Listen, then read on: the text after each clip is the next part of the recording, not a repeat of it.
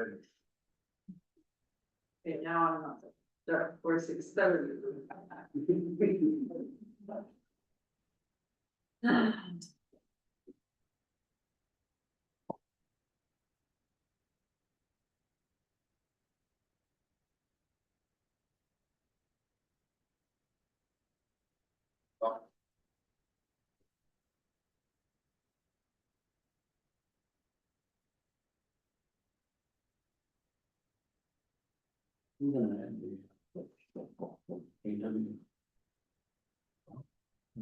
I'm interested.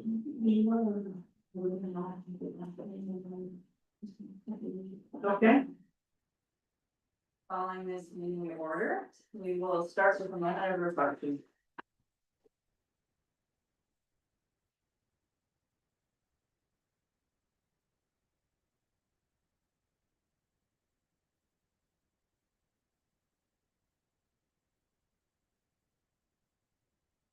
Moving on, we'll have a confirmation of the agenda. I have a recommendation that the council agenda dated September 16th, 2025 be approved as circulated. Moved by Deputy Mayor Wilhelm, seconded by Councillor Corby. All those in favor? Carried. And a declaration of pecuniary interest for anyone? Don't see any. There is no report to closed session, so we are moving on to consent agenda. Would anybody like anything pulled for discussion? Councillor Marco? 6.5, the Natural gas expense? yeah, Yeah. you want to talk about it now or you talk? Yeah, sure. So it sounds like you were at email with Enbridge, Mhm. and are we participating in the consultation, the future community natural gas expansion? Are we putting that for that, or are we? Okay, from what I know, that was just a it was a general lunch and learn that I went to. Okay. But then they followed up afterwards. We have had some discussion even before that with natural gas. Generally, Councillor Vanessa has been leading that charge because we were trying to get some expanded lines into Perth. It doesn't seem like they're focusing close to our area, but I think we could just keep on pushing. Would you like to comment on anything? You're focusing on USA, not Canada. Okay. I got the feeling from AMO that everything, they're looking for everything. Natural gas, for solar panels, for anything to do with energy. They're really trying all in to get everything going, so. Good. But, yeah, no, I'm happy to keep, there was a seminar that you could also attend. I think it's actually still available if you want. I think, before Fred left, he was even encouraging us to take it, so. Did you want to send a draft? I was just kind of looking for an update on where that was at. I know Councillor Vanessa didn't advocate for that, and I think we all went to a seminar last year maybe about it, but I just wanted to see if there's an update, that's all. Yeah, I would like to support this resolution and send one off. Right now, Enbridge appears to be doing most of the building, almost all their building in the US where they're getting provincial support. They've gone to a user pay. The people who need the lines need the gas, you're gonna keep on paying for putting the line, and so if we can get some provincial help to help support, I think it's very important. So I would like to support that resolution. Want to second it? Absolutely, yeah. Okay, so can we send, do you need a seconder or would you send? Well, since we have it, okay, yeah, but I asked them last second, guys, Mark Bill, all those in favor? Carried. Anything else to be told? Did anybody want to talk about the blue water? Sorry, I should have circled it myself. 6-4. Nope, I went down on the fixed water, the blue water recycling. So they're also looking for council endorsement. Just to grandfather in a few things like Some apartment buildings, some smaller businesses. There is a full report. Would anybody like to see that go for support, letter of support? Deputy Mayor Wilhelm, second by Councillor Corview, all those in favor? Carried. Sorry, does that add to your plate, but those are important things. Yeah. Anything else on consent agenda? All right, so I have a recommendation that consent agenda 6.1 to 6.15, with the exception of 6.4 and 6.5, to be received for information, and that the regular and special minutes of September 2nd, 2025 be approved. Moved by Councilor Duffel, second by Councilor Vince. All those in favor? Carried. We are up to 7.1, public meeting zoning bylaw. So I have a recommendation here. It's that the council meeting be adjourned at 6:35 in order to convene a public meeting pursuant to section 34 of the Planning Act concerning an application for zoning bylaw amendment to the property located at 2129 Road 133 in the Township of Perth South. Moved by Councilor Mark Bell, second by Councilor Jeff Bell. All those in favor? Carried. So I have the application for proposed zoning bylaw amendment to satisfy condition 7 of consent application B 21-25. The application is submitted by Joel and Patty Drinkwater for the property described as Part 111, Concession 16, Blanchard Ward, 2129 Road 133. I will now ask the clerk to advise and confirm on the method and date of the notice given for this meeting. Thank you, Mayor Orr. Notice was circulated by regular mail and a sign posted on the subject property as of August 27th, 2025, as required under the provisions of the Planning Act, as well as being posted on the Township website. I'll now ask Kaylee Allen, our planner, to provide an overview of the application. Good evening, Mayor and Councilors. I'll be presenting zoning bylaw amendment 6-25 for lands municipally known as 2129 Road 133 in the Township of Perth. Next slide, please. The subject lands are located east of Road 133 and surrounding properties are primarily used for agricultural purposes. The subject property is designated as agriculture, floodplain, and natural resource environment in the county official plan and zoned agricultural, floodplain, and natural resource environment in the Perth South zoning bylaw. Next slide, please. The subject application is required to satisfy a condition of consent application B 21-25, which received conditional approval on July 17th, 2025 by Perth County to sever a surplus farm dwelling as a result of consolidation of a remnant agricultural land with an existing agricultural operation. The subject application proposes to rezone severed lands from agricultural zone to special agricultural zone A1 to permit an existing residential and accessory uses. The application proposes to rezone the retained lands from agricultural zone to special agricultural zone A-3 to prohibit any new residential development on the agricultural lands. As a note for council, the Ministry of Municipal Affairs and Housing has approved the new county official plan as of September 12th. The approval does not affect the application as the policies are supportive of the application before you today. In light of the foregoing, it is the opinion of staff that the zoning bylaw amendment is consistent with the provincial planning statement and conforms to the County of Perth official plan. Thank you, and I'm happy to answer any questions. Does the applicant or their agent wish to provide any additional information? I don't see anyone. I'll now ask the clerk to provide any comments received from the circulated agency and landowners. Thank you, Mayor Orr. Comments were received from the Upper Thames River Conservation Authority, and they had no objections to the application. All right, is there any person in attendance who wishes to make any comments regarding the application? All persons are to state their name and address for the minutes. And do any council members have any questions regarding the application? Anyone? Since Councillor Martin's not here, I'll ask the question. What about the bar that's left with the white barn? That one. Through the chair, it was an old cattle barn Yeah. and it, as a condition of the consent previously approved, it had to go through a change of use permit. Okay, but it gets to stay up. Yes, but it can't be used for any livestock. Perfect, thank you. Okay, seeing no other questions, does the applicant wish to respond to any of the comments made by either the members of the public or council? And thank you to all those in attendance for the input, and council will consider all comments received in making its final decision on the application. I'm going to adjourn this public meeting and reconvene to the regular meeting, 45.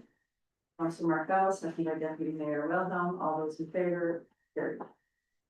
Now I have a recommendation of the public meeting pursuant to section 34 of the Planning Act concerning where we, that's the adjournment. You did that with a really, oh, we're doing it, so that's fine, we'll just do this one. Okay, recommendation of the Township of Perth South received the report dated September 16th, 2025, entitled zoning bylaw amendment ZN 6, 2025, submitted by Joel and Patty Drinkwalter, affecting lands described as in section 16, part 11, municipally known as 2129, road 133, and that the Township of Perth South Council approves zoning bylaw amendment ZN 6, 2025, moved by Councillor Vanessa, second by Councillor Corby. All those in favor? Carried. Thank you, Haley. Take a drive home. So, 52, community safety and well-being and update. Kim McElroy, Director of Social Services, and Sheila Skinner, Sheriff of Police. Welcome. Good evening. The floor is yours. Okay, so, good evening, Mayor and Council, and thank you for giving us some time on your agenda today to present to you the updated community safety and well-being plan for the Perth County Partnership Municipalities and Councils, charting the next chapter, empowering safe and connected communities.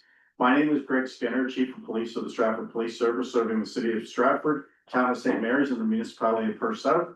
And joining me as part of this presentation team is Kim McElroy, Director of Social Services for Stratford, Perth County, and St. Mary's. Kim and I are on our second terms as co-chairs of the Community Safety and Wellbeing Partnership Council. I hope you've had some time to review the documents that we provided in advance, but if not, I hope that our overview today provides you with the information you need to adopt this plan for your municipality. Next slide, please. In January of 2019, new requirements for the community safety and well-being planning came into force.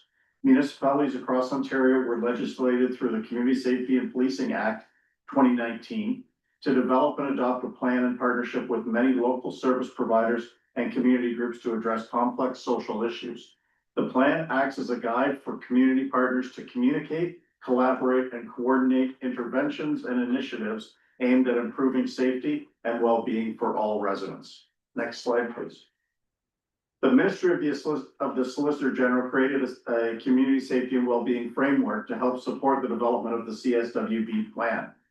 This graphic demonstrates the 4 levels of intervention to community issues. In this graphic, the red area, identified as incident response, is the most expensive, as this is where resources, police, fire, ambulance, social services, hospital ERs, etc., are required to deal with people in potentially crisis situations. The purpose of this plan is to focus primarily on the other 3 levels in order to reduce the calls for service, reduce the risk to our communities, leverage best practices, and capitalize on efficiencies. The more initiatives we can implement that are focused on social development, prevention, and risk intervention, the greater impact we can have on our communities. Some examples of programs that have had a very positive impact include the Access, Resources, and Connection program. This program works in the community to address social and health issues of individuals living in poverty. Next slide, please. CSWB partnership consists of a wide range of municipal staff, CAOs, social service providers, agencies, and organizations across the 6 partner municipalities. In moving the plan forward, it was vital to have representation across all municipalities to ensure that there were diverse perspectives, opinions, and experiences. The engagement with CSWB through a series of discussions, surveys, and consultations sought to identify priority areas that were common to all of the municipalities represented by this plan and look at service delivery gaps that needed to be addressed. The complexity of the issues facing individuals, families, and communities takes creative, innovative leaders from different professional disciplines coming together to provide direction and empower the operational teams who are on the streets day and night doing the best they can to support the most vulnerable of our society, to prioritize the safety and well-being of all residents and visitors. Now I will pass it on to Kim to continue. Next slide, please. Thank you. So on this slide, you see the critical role played by the Community Safety and Wellbeing Partnership Council in uniting with local communities. There was a thorough engagement process aimed at uncovering community strengths, our existing assets, and protective factors. This collaboration also identified key partnerships, service gaps, and new opportunities for enhancing safety and well-being.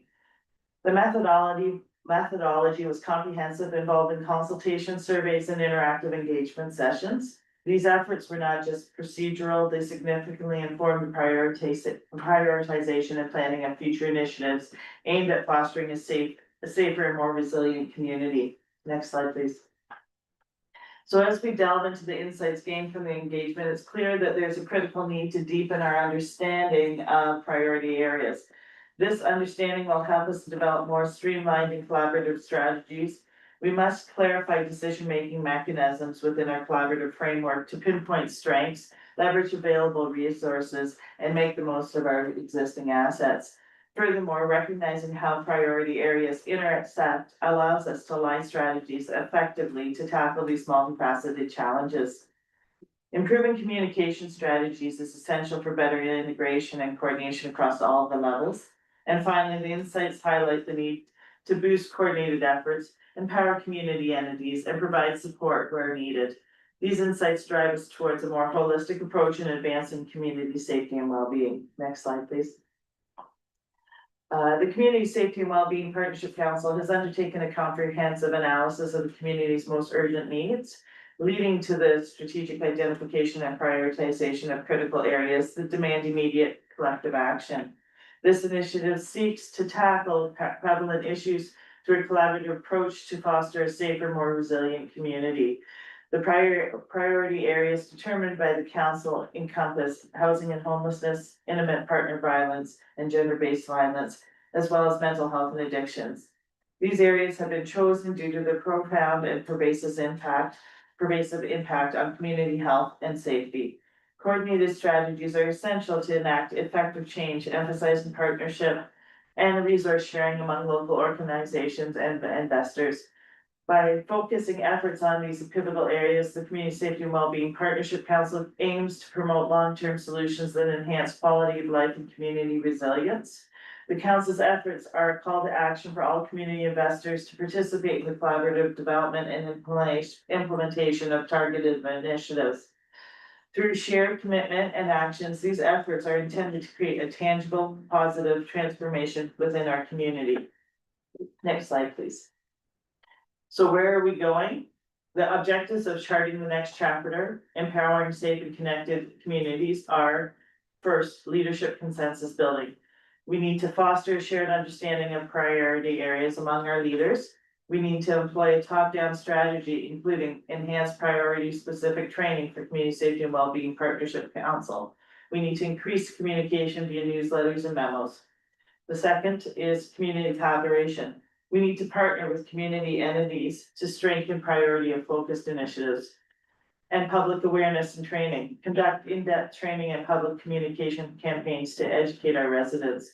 We need a unified policy support. Back collaborative efforts for policy influence and garner backing from local, provincial, and federal governments. Next slide, please. To prevent service duplication and optimize resource allocation, each priority area will be assigned a lead individual who is a leader within their priority area. This person will act as a primary conduit for communication between the Community Safety and Wellbeing Partnership Council and the community tables. They will also be responsible for several key functions, including providing detailed updates at our bi-monthly Community Safety and Wellbeing Partnership Council. They need to report on progress within education, community-wide initiatives, and advocacy. They act as a bridge between community tables and the Community Safety and Wellbeing Partnership Council. The liaison will convey recommendations and insight to the relevant stakeholders. The liaison will organize and deliver training sessions to the Community Safety and Wellbeing Partnership Council, aligning with strategic priorities. And they will lead subcommittees to help further community-wide initiatives directed at addressing the priority area. Next slide, please. The partnership remains committed to enhancing community safety and well-being through a structured strategic approach characterized by innovation, collaboration, accountability, and continuous improvements. Our key initiatives will include having structured decision-making, feedback and review mechanisms, specialized subcommittees, training and capacity building, innovation and problem solving, integration of research and community insights.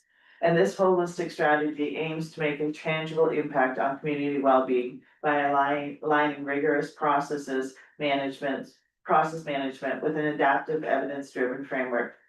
Greg will now conclude the presentation. As we move into the next iteration of the Community Safety and Wellbeing Plan, charting the next chapter, empowering safe and connected communities, there will be a strong emphasis on building a shared understanding of the priority areas while working collaboratively with partnership council and community tables to address gaps, build on community strengths and assets, and promote the safety and well-being of all residents in our communities. Next slide, please. Just a couple of final thoughts before opening it up for questions.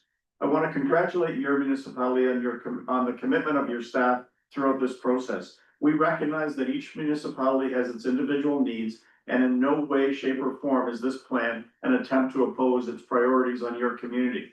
This is not a zero-sum game. This is about bringing people and committees together and to understand the diverse issues, broaden the impact of successes already achieved, and leverage the knowledge and commitment of existing committees, and in so doing, provide you as elected representatives with the information you need to satisfy yourselves that there has been a return on your investment in this approach, and to satisfy our residents that progress is being made to make your community safer and enhance your community members' quality of life.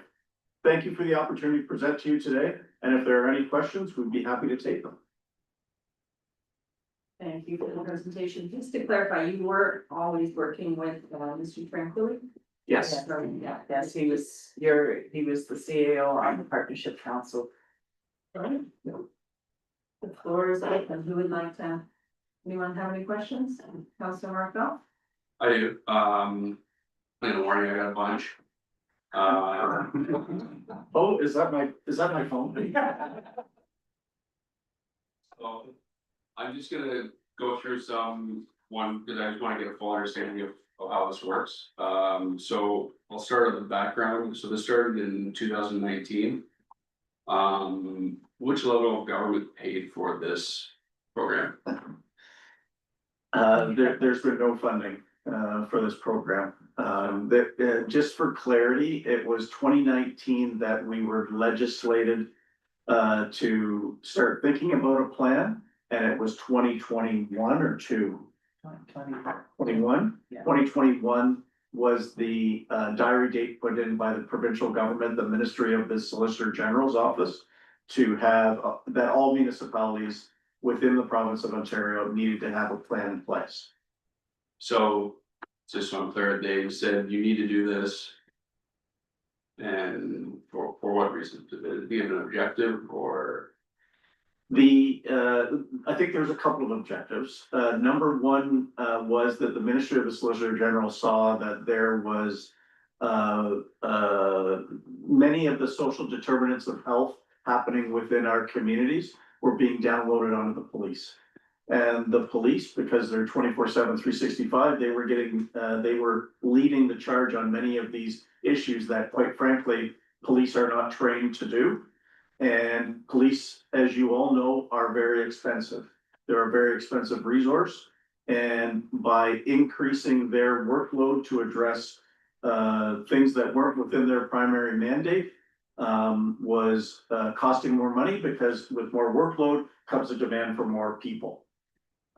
So the spirit behind this was to make sure that those other agencies that had the primary mandate to look at those social issues, they were actually doing that, and they were bringing the police along as a partner rather than the police being lead. so that we had the people who had the skills, the training, the background, the lived experience in some cases, to be able to appropriately manage what was going on in our communities and not make this a optically an enforcement scenario or response. Okay, so the institutions that you're talking about are the collective initiatives, like there's about 15 is what I counted, 15 different. Mobile crisis teams and ombudsman leadership groups and all these institutions. I guess they're all just publicly funded, all these institutions, and who are they accountable to? So sorry, I'm through the chair, yes, what you're naming there are working groups, like the ending homelessness group and the MCERT. Those are two different things. The partnership council is who governs the plan, but then some of the working groups that inform the plan coming up, maybe working groups or partnerships. So MCERT, one of the key projects that did come out of this is the hospital teaming mental health workers with the police. The ending homelessness group has multiple individuals from different agencies to have a collective voice at best practices or promising practices of how to end homelessness or look at different type of housing. So if I may, on that, most of the agencies that are involved in the community safety and wellbeing plan are government funded agencies. There are some that are not for profit. There are some that are donation only and private donations. So it's a collaborative of all of those. What we looked at within our community and each individual community that is required to have a community safety and wellbeing plan would have looked at what their leadership table should consist of. So we went out in the first iteration and made sure that we had the right people at the table. And what we brought to the table were the leaders of all of these organizations, and we made it very clear that we wanted decision makers at that table because we couldn't afford to have these discussions about where we were going to prioritize our resources without the leaders being able to make decisions. And if those decisions needed to go back to an organization to get the leadership to make it and come back to the table, that was not going to be an efficient use of all of our resources. So we wanted all of the leaders of all of the most relevant organizations at the table to make decisions on how we move forward with initiatives. Okay, so there's 15 of those 15 institutions.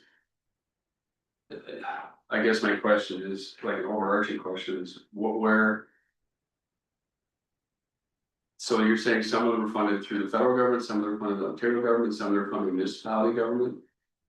And some are jointly funded and some are not for profits. Yeah, so United Way is represented. The women's shelters are represented. So all of these organizations get some degree of government funding. Right, so when I asked last time about, pick on the safe injection sites, because they're just low hanging fruit. You guys told me that it was because of that's where the funding goes, or that's where the funding is. Is there a time where we change course? Is there a time where you, instead of becoming a top down, you mentioned a top down model, can we send that, like, this is working? Like, I'll be the first to say it, we drive around our cities, we drive around our towns, it's not working. So at what point do you send the information back up and say, this is not working? I mean, there's like a number of things to talk about here, but I mean, at the core of it, you don't have to, you just gotta open your eyes to see this whatever this is doing, and this is not a slight on to what I'm saying is it's not working. So how do we get to a point of sending it up and saying, stop the funding, we gotta steer somewhere else? Or is there a day that happens, or are we just gonna keep wasting time and money? Through the chair, I was, the one thing that I would speak to is, one of the primary areas is advocacy. So looking at councils to send letters up on something that's important to them. And, having a united approach to it, if that helps, that's where we're going as one of the things, is provincial advocacy. Good. In this iteration that we didn't have in the first, I would say to the same degree. And through the chair, I would say to the council that there are some legislative, there's some pieces of legislation that are in place that, restrict our ability to be able to do certain things. We have rules that we have to abide by. I have legislation coming out, the yin yang, that we have to abide by when we're dealing with, issues on the street. Whether that is addiction, homelessness, mental health, what have you, intimate partner violence. Some of that legislation needs to be revisited and looked at within the current environment that our municipalities are facing. And that's the piece that needs to go up.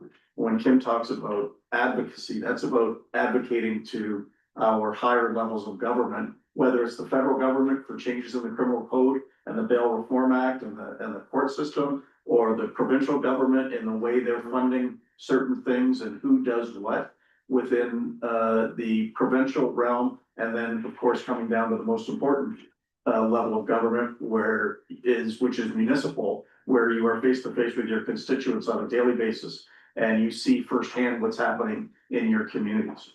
Yeah, okay, well, and for me, I'd like to see those ones that you think need to be changed, and then hopefully we can advocate for that to move it up. There's a couple of things that I'd like to just point out in your report that if I don't say it all, I won't be able to sleep tonight. So there's this attributable cost. One is $7.1 billion for alcohol, $4.2 billion for tobacco, $2.7 billion for opioids, and $890 million for cannabis. So 3 of those 4 are over the counter. And we can buy alcohol over the counter, we can buy tobacco, we can buy cannabis. Opioids is a $2.7 billion attributable cost. Are these Canadian numbers? Are these just by the year? Or, I mean, that's a massive amount of money. I'm just wondering, my real question is that's $1.8 billion or more than cannabis, which we just legalized about 10 years ago. And no one's even investigating where all these drugs are coming from. And so I see people hunched over on the street that are clearly on opioids. Where are these coming from? And I'm just saying it because it hits home for a lot of people. And we're legalized 3 of these. Are we gonna legalize 4?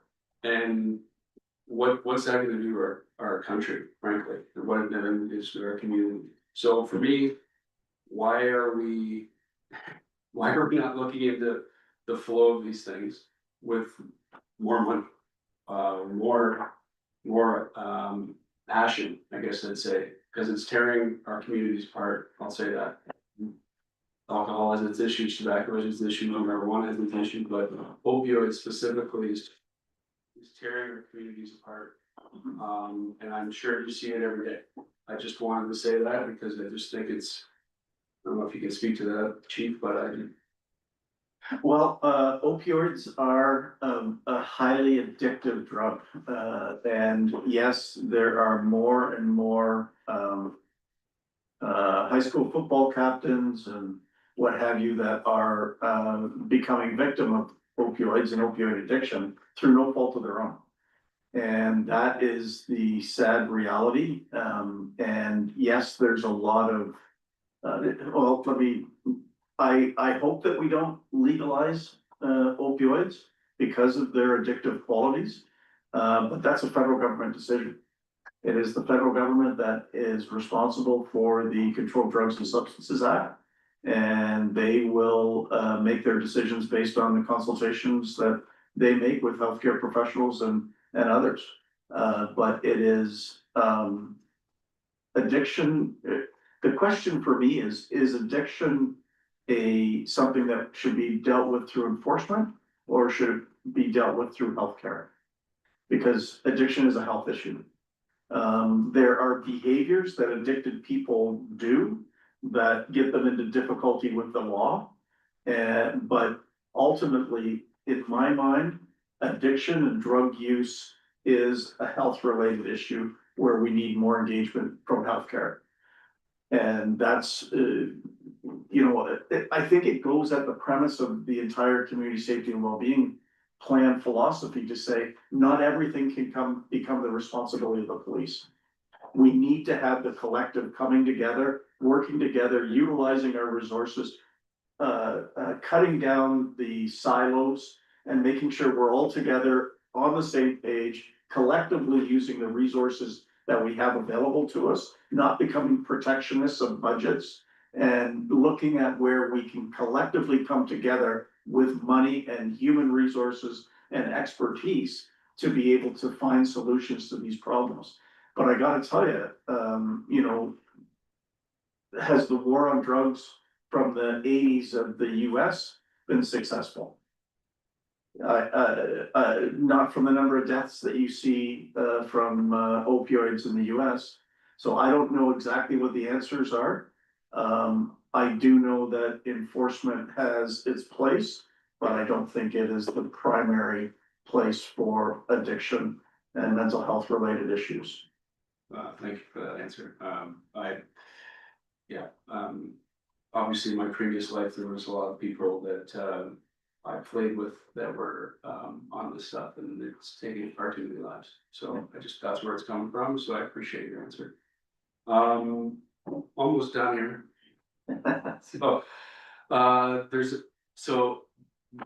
This one chart on mental health and addiction is so this looks like these numbers from 2010.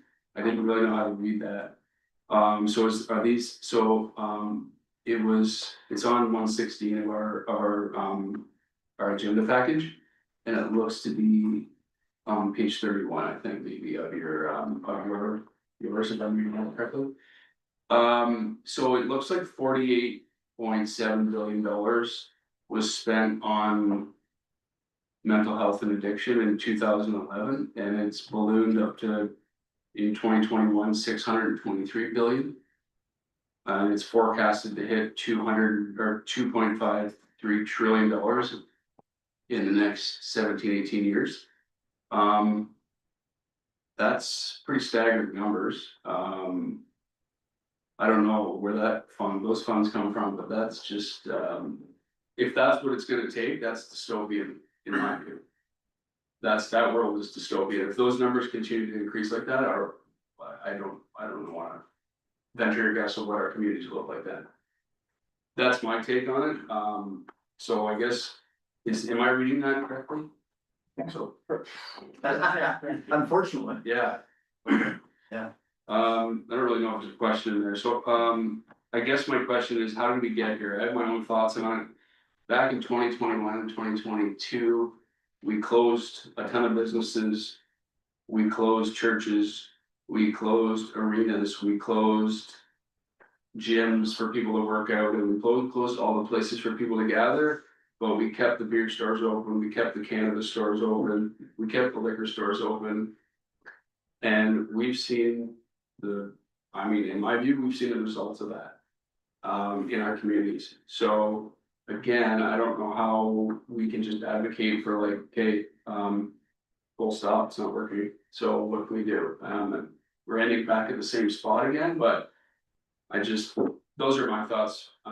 Someone else can chime in if they want, but through the chair, I'll just make a comment that, I think you're quite right. When we look at the public health numbers for Huron Perth Public Health, alcohol addiction is still by far the #1 addiction in Perth and Huron counties, by far the #1. And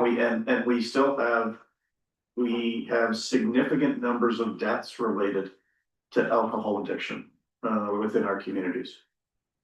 and that's gone up considerably in the last 5 years. I think so, I wouldn't, yeah, I would have to default to the, or defer to the public health, people who keep those statistics. I do know when we meet with public health, they're pretty, quick to point to alcohol addiction as being the number one addictive drug in our communities and the number one, lethal drug in our communities. Oh, I find it surprising, I really do, but thank you, just those were my questions, thanks. Councilor Kirby? I want to thank you for your presentation. I've never seen one so fast and efficient. In council here. It was very good. So, over the last few years, I was involved with a friend with the mental health unit in Stratford. What I found out was it's like a swinging, it's like a rotating door over there. They don't stay long, but they might be back. What I found, like, mental health is way bigger than we pretend it is. But the resources there, like there was maybe one psychiatrist when there was three. The outside help took a long time to get to the person to help and that, but it just seems like it's an uphill battle with mental health. I mean, you do what you can, but I just don't think the resources are there for the size of the problem. Through the chair, I don't disagree with you, and going back to the chart, Yeah, that's part of what's contributing to the cost. right. Is because we do need more resources, and there is right now a lot of frustration within the system. And this is systemic, right? This isn't just about mental health and addiction and hospitals. It's about the court system. It's about the prison system. It's about all of these systems that come together that aren't serving the public very well right now. So, I don't know how many years ago they closed all the mental health units. No. I don't know how they were working, like my wife worked there for a couple of years, but I don't know how they were really working, like whether you can keep people on their medications to like get back into society or, but we closed them all and where do they go now? Like, I mean, did that create a lot bigger problem going forward than keeping, I think 3 major ones got closed, didn't they, in our, like London City, I don't know. And what's Yeah. So, sure, go. So through the chair, I want to go back to what the chief said, and we will say. Where most of our advocacy is going is to the health system and the shortcomings of the health system, the lack of resources, because even housing is health. Like everything comes back to you have to have a health and a health support. So even in the housing and homelessness end of this, when you talk about when they close the institutions, we are, and we see the homelessness rates go up. If you look at our current numbers in Perth County, I'd estimate 80% of the individuals that are homeless cannot live independently. They cannot.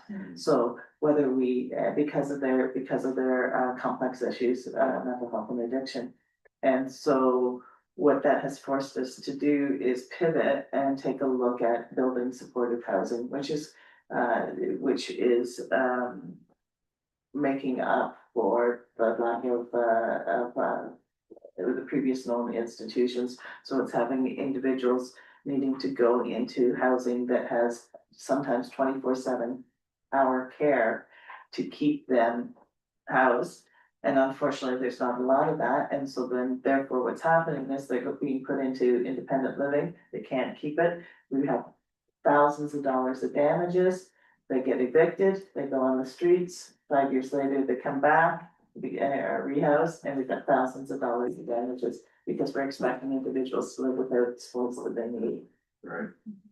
And through the chair, I'll just add that, you know, when those institutions were closed, there was supposed to be money invested into home care to make sure that people were staying on their medications, to make sure they had access to healthcare in their homes, and to make sure they had homes. And that piece didn't really come. I was a cop back then, and that piece really didn't come to fruition the way it was positioned or sold. So that we've been playing catch up. And to get to where we need to get to is going to take some real innovation, I think. And collaboration for everybody to get together and figure out what solutions may be there for us. Because you're quite right, we can't continue to go down the path we're going. Because we're not seeing any real positive, like we have little wins. But you know, quite frankly, we see far too often our most vulnerable people leave our list of needing care when they die. And I hate to say that, but that's the reality. The way I look at it, there's a huge workforce that's living on the streets that can't participate in society because they got nowhere to go and they're addicted and, it's very sad when you think about it. Through the chair, I have friends who have a son who is ex-military, suffering from PTSD, and he is on the streets. And he is incapable of making good decisions for his own safety. And, you know, these are good parents and he is a good kid, you know, and he finds himself in this situation where he can't get himself out of it. And he will, if he doesn't get some treatment, and he's been refusing treatment, he will never be a contributing member of society. And God forbid, he overdoses and dies in the street, or, you know, gets into some kind of fight because of his PTSD temper, that ends up being, you know, life altering.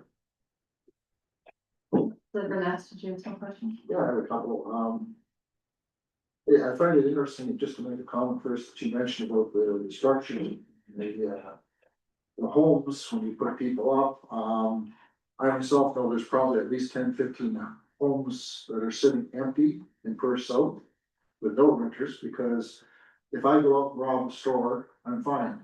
If I steal $100, please come and get me, but if somebody doesn't pay rent for a year, sucks to be the landlord. If they destroy the landlord's house, sucks to be the landlord. So that's why this house is sitting empty. I know this house is sitting empty in Blackburn for the same reason. So the real what I'm talking about here, can you bring up page 9 of the community safety and well-being? And through the chair, I'll just speak to that, another advocacy, advocating to the landlord tenant tribunal, knowing that legislation needs to be changed for that. And I'm not saying all landlords are good, don't get No, that. but again, legislative changes that's things that we need to look at to make it better for everybody. It's not even good, okay, no, that's fine. No, that's fine.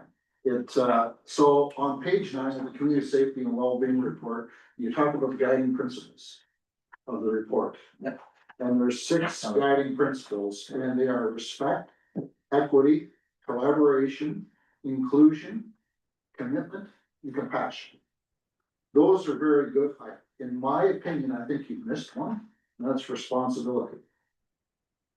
And I'm gonna take a different tack than what everybody doing thinks I'm gonna take.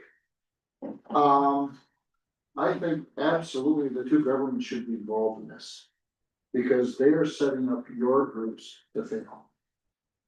Absolutely, have set your group up to fail. I've got Minister of Finance numbers from Ontario. In the last 4 years, Ontario has brought in 105 new residents, 105 million new residents into the province. How many, if you can answer this, how many new hospitals were built for those new residents? It's more than 10%. Did we build 10% new hospitals? Did we build 10% new houses? Did we add nurses and doctors, paramedics, policemen? Are we up 10% in the province? We aren't. So I'm stunned here that you say that the two levels in this, I'm not letting the provincial, the federal, the provincial, are mandating you to do these things. And they're the ones that are screwing it up for you.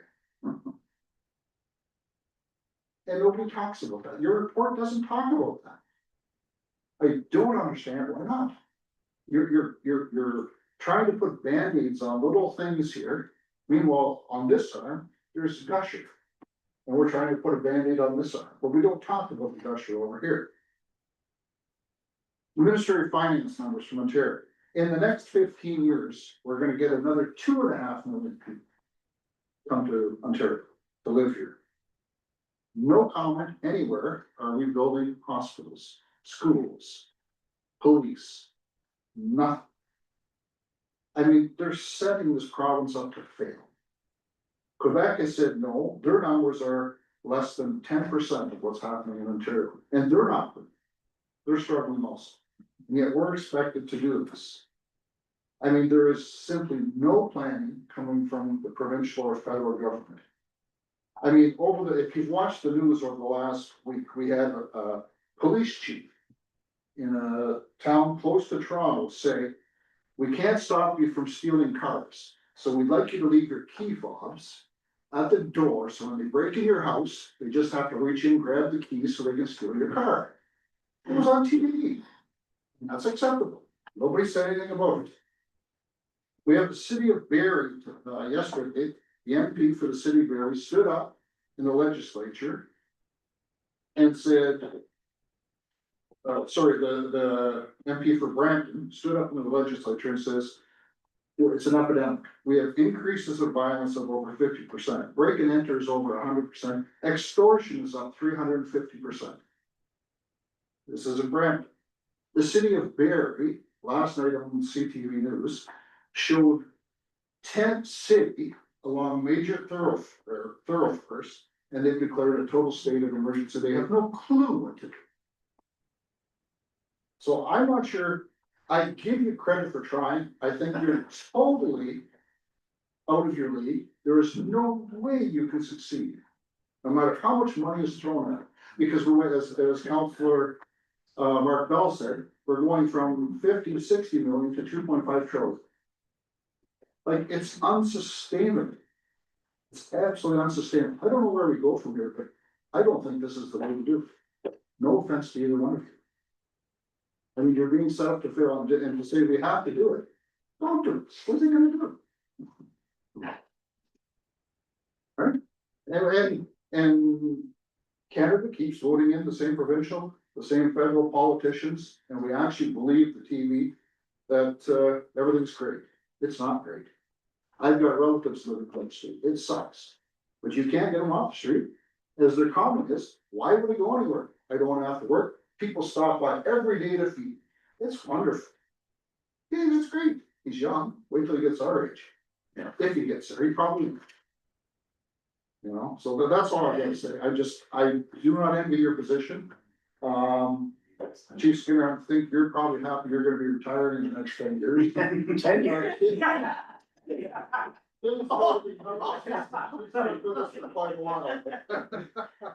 That's it. Thank you. Yeah, through the chair, may I respond?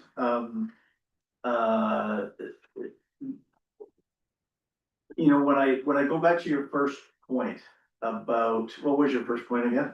I've lost my train of thought. We've got the 6 principles, the guiding principles here. Right, and responsibility or Responsibility, accountability. and Yes. not of the victims. I'm talking the government itself. They're Yes. making victims. So, you're asking what are we doing? Other than this, what are we doing with the federal and provincial government? Not so much with the federal government, because police organizations, it's difficult to deal with the federal government because policing is a provincial issue. So, the Ontario Association of Chiefs of Police, the Ontario Association of Police Service Boards, all of the police associations have been on the government to provide more funding. Right, so that we can address some of these issues in our communities and grow with the growing population. The biggest determinant of the number of police officers is the police to population ratio. So right now, I think it's about 1.73 police officers per 1,000 resident population. So you should, you know, be incrementally increasing to stay up with the influx of people that are coming in to be residents in our communities. But it is very difficult, because we're always behind the curve on that. And, crime is getting much more sophisticated.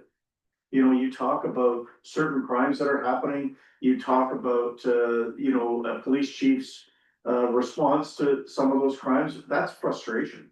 You know, and that is putting the health and safety of individual, residents of his community ahead of a car. You know, cause nobody wants somebody to die over, trying to save their car from being stolen from the driveway. You know, we look at situations where we've got, people breaking into houses armed with a crossbow who get, beaten up by the resident, and the resident is charged. You know, these are issues that need to be addressed. These are systemic issues, and I'm not gonna sit here and pretend to know all the circumstances around that particular incident. But I think on the surface, it looks like there should be some deeper investigation into what happened there. And if people don't understand the law, then we need to communicate. If people don't understand the impact of drug addiction, mental health, homelessness on our communities, then we need to communicate more. We have individual property owners, private property owners in Perth South who have been subjected to homelessness and have been subjected to significant bills to clean up their property after an encampment is taken down. That's a problem. We need to be ahead of some of this stuff better, but we need to let the people know beforehand that if they don't report this, if they don't get support on the front end, if they allow it to sit there and fester and grow for 6 or 8 or 12 months, it becomes much more difficult to tear down because of all of the, like Barry is going to potentially create some case law that is going to impact on how we deal with homelessness. And that's what happens in the court system. So it's all well and good to declare states of emergency, and I don't live in Barrie, I don't know what's going on there. But there is potential ramifications that will impact on the way the legislation allows us to deal with things. Will the chiefs of police be supporting castle law? Where a homeowner can defend himself and his family? 100%. The criminal code already says in it that you can use as much force as is necessary to protect yourself. That's the interpretation the interpretation of as much force as is necessary is what's difficult. Just because you break into my house doesn't mean I can beat you to death, right? I can shoot him. I can beat you, well. If you listen to the chiefs of police in Florida. Oh. The problem is, you break in my house, the residents here have we have the right to shoot you. At least we don't have to go to court. We don't have a stand your ground law, like the US has. We have a criminal code that says you can use as much force as is reasonably necessary. So that means that you can use as much force as you need to get somebody under control. And then you immediately have to call the police and turn that person over to the police when they show up. That doesn't mean beating them until they're unconscious. That doesn't mean killing them, right? There's always going to be a self-defense defense in those situations, but that doesn't mean you're not going to get charged. The problem we have is, you mentioned earlier, the chiefs of police are frustrated. So are the residents. Oh, And it is only going to get worse. everybody's frustrated. Exactly. So the Stratford Police Service Board is meeting tomorrow night. One of the things that they're looking at is sending a letter to the Solicitor General to talk about what they see as not what they see, what they are experiencing as a result of the diminished grants and funds that are available for police services to continue to do core policing responsibilities. And I can get into a discussion about what is a core responsibility of a police officer within the province of Ontario. Is it dealing with homelessness? Is it dealing with mental health and addiction? Is it dealing with suicide and self-harm? Maybe parts of it, but not all of it. We shouldn't be the primary ones carrying the burden for that. The problem is we have, caused people to dial 911 for everything. And that's what happens.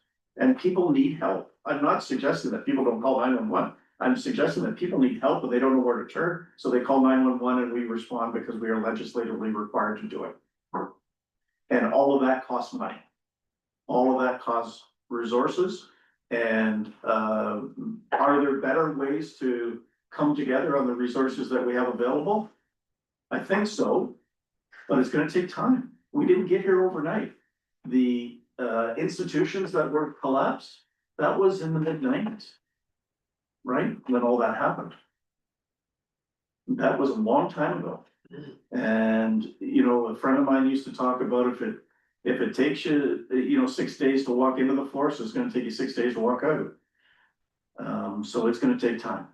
The problem is, 4 years from now, 10 years from now, we're gonna have another 2 million people here. Yeah. With no more housing, very little more housing. No, you're right. Housing starts have pretty much stopped. New build. Yeah. I know lots of friends who are in the construction trade, they're sitting there. Because nobody wants to build a house on spag. Yep. So if you can drive around spag, most of the housing is stopped. The odd house is going up, there's a few years going up, that's it, it's quiet. Right? Well, it's always a lagging indicator, right? Because what happens is interest rates go up. The economy starts to soften. People start to wonder whether they're gonna have a job tomorrow. So they don't make those big investments, so they sit on the fence until they can figure out some kind of level of security for their financial future before they dive into a new house and a mortgage.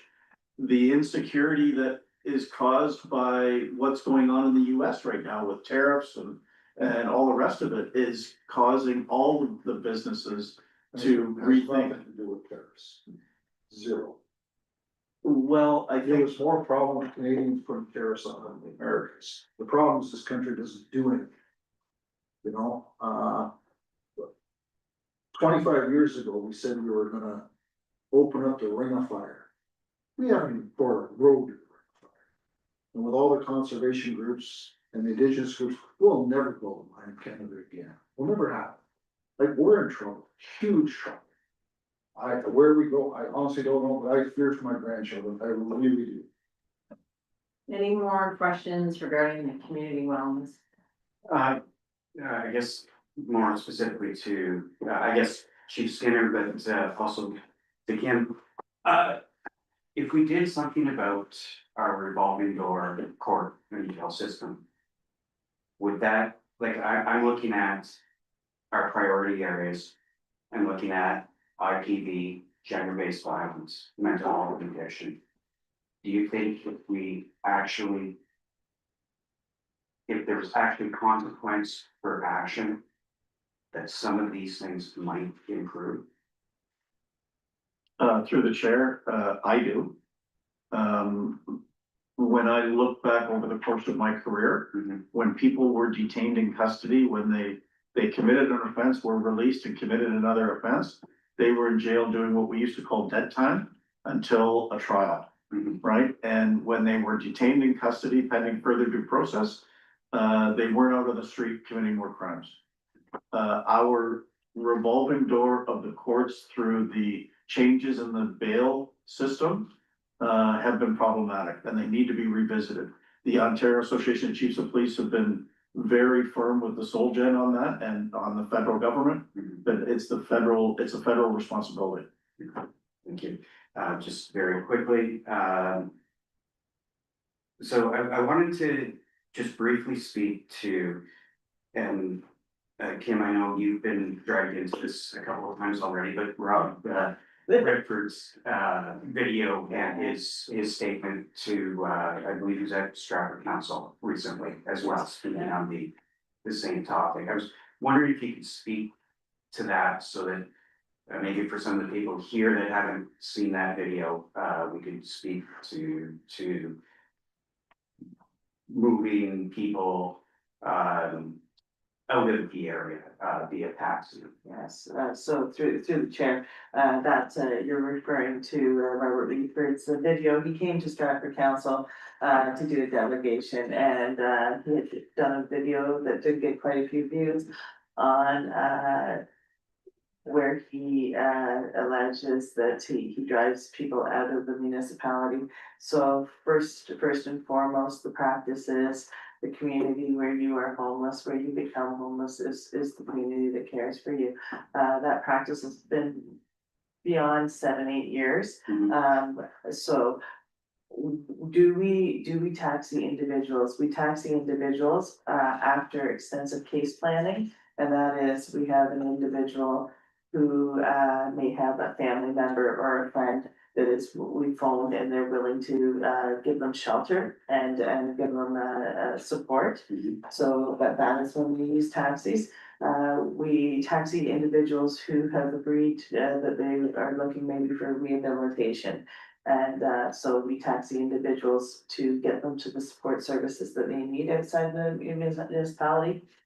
And we taxi individuals who have secured accommodations outside our municipality. So that's typical of how we taxi. Again, I went through records because I did have concern on that. And I followed up on the last months. There's no indication that there was anything. And I will tell you, if we did taxi someone to a London shelter, they would taxi them back. So that is something, that's the reality. It is a system, there's 47 consolidated municipal service managers throughout the county or throughout the province. There's 47 directors of social services, commissioners of social services. We all practice the same. So that is not within the mandate of how we practice. Again, just one very last thing, for me anyways. So this is our plan, 25 to 35. How, and I realize the working groups are getting together, but how often are we really revisiting the plan and looking to see, are we actually getting actionable results or, defined results from this plan? Go ahead. Well, through the chair, in the first iteration of the plan, we developed KPIs or key performance indicators. We have scoped the plan down to 3 outcomes. We meet every 2 months to take a look with data analysis. Well, the one thing I will say, in the last 7 years, the data that we've been able to capture has been really a lot more than we've ever had. Sure. So we're able to make evidence-based decisions. We can look at progress, but then we do have circumstances, right? We have a pandemic, we have things that do happen that put us on a different trail. So I was going to Councillor Vanessa, and I will tell you, I've been in this field 27 years, and what was a success 20 years ago, I had to make it a lot smaller to say this is what's a success. So we do have to measure it, and you are correct, like it was for some of my workers and your workers, the success is that someone's alive the next day now. And that's our reality, where it was, getting them employed, getting them housing. So yes, we plan for these outcomes to be measurable.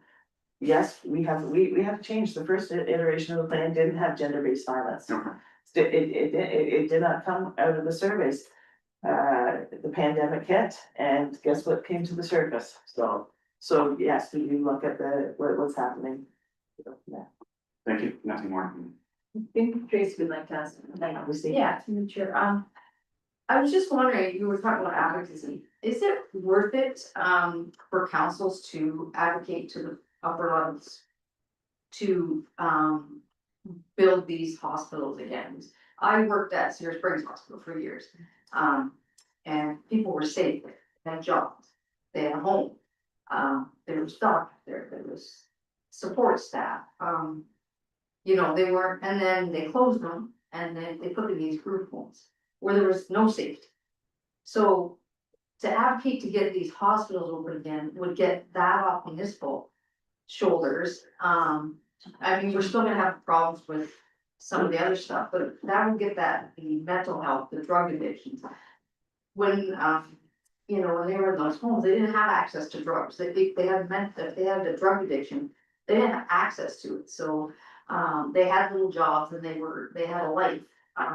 Is it worth advocating to the upper levels to start that up again somehow? So through the chair, I believe that's happening, but not in the same context as what you're saying, and it goes back to the supportive housing. So it's, we're looking at a different iteration of what these homes would be like, and actually, for this consolidated municipal service manager, we are building a 12-unit housing. But where we're advocating now is to get the operational funds to put. So we've put forth where there's a 12-unit housing, but then if you really want to have an impact on the homelessness, you want to put the highest acuity with the most complex needs in it, and that's going to need operational funding. So the advocacy is to the Ministry of Health saying, you know, hey, we need you to start funding the beds for these places, and like HPHA is working with us and CMHA, so. Right. So, and then I report to Ontario Municipal Social Services Associations, so OMSA board. That is always part of our advocacy, is start funding supportive housing, because we're not gonna have any impact for individuals on the street with complex needs. And through the chair, I will add that Kim hosted a conference and had a doctor from Toronto, Sorry. yes, come to speak, and they